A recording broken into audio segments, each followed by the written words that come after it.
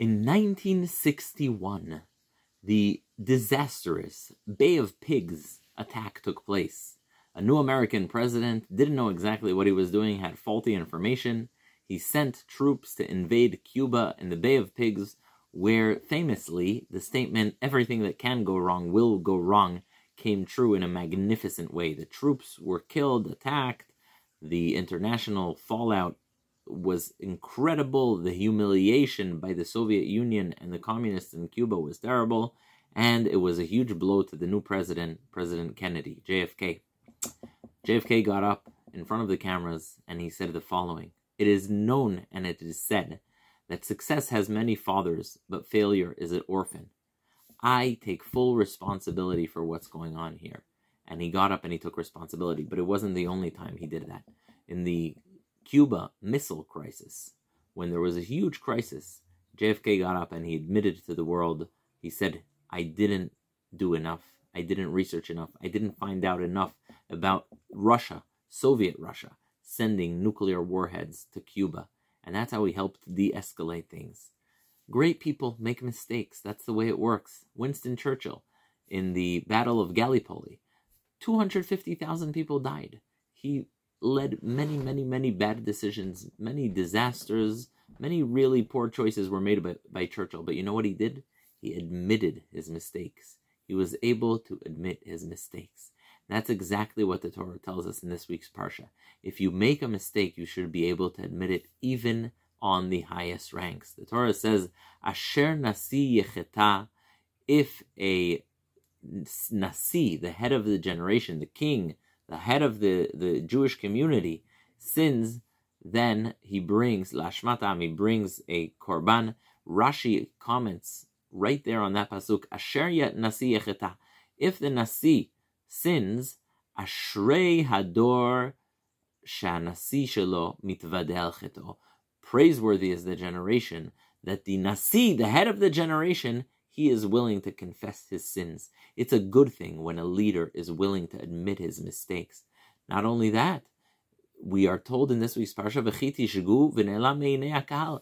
There will be situations where the entire Jewish people will do something wrong. You will make a mistake that is so bad that everyone will be part of it. You bring a korban. You bring something to admit your mistake. Furthermore, the Torah tells us about a korban chatat. If someone wakes up on Shabbat morning and thinks it's Sunday and he lights a bonfire. Alternatively, if someone wakes up, he knows it's Shabbat, but he doesn't know it's forbidden to light a fire. He goes, he makes a bonfire on Shabbat, he brings a korban to admit his mistake. How is it possible that he does that? How can he bring a korban and confess and try to atone for something he even did by accident? The lesson, Rabbi Jonathan Sachs says, is to tell us that we must realize that when you sin and make a mistake, even if it was not your intention, you completely forgot it's Shabbat, you had no idea that you cannot light a fire on Shabbat, still you must acknowledge that damage was done. Because when we sin, there are two things that are happening. There's the bad intention, which isn't always there, but there's also the recognition that damage was done. And that's the vidui. And so Judaism tells us in this week's Parshat Vayikra that societies function best, leaders do best, when we are able to admit the mistakes we made. There's a very interesting study about nurses in hospitals. Which nurses cause less deaths? The ones that come over to their boss and say, "Oh my gosh, I made a terrible mistake," or the ones that don't? The ones that just, they're perfect, they never make mistakes.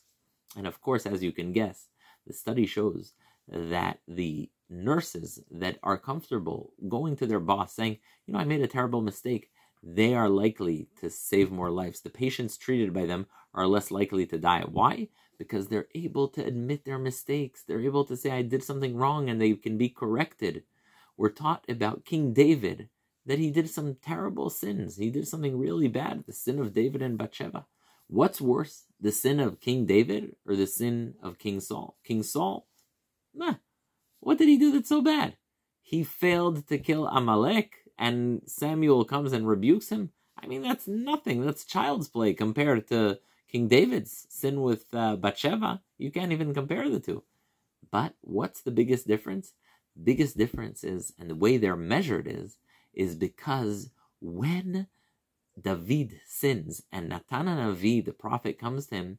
He says, Chatati, I have sinned, and I am ready to take full responsibility and bear the consequences of the actions I took. When Samuel the prophet comes to King Saul, and he says, you did something bad. You didn't kill out Amalek like I told you. King Saul blames the people, doesn't take responsibility. Was it really that bad? It's not a leader.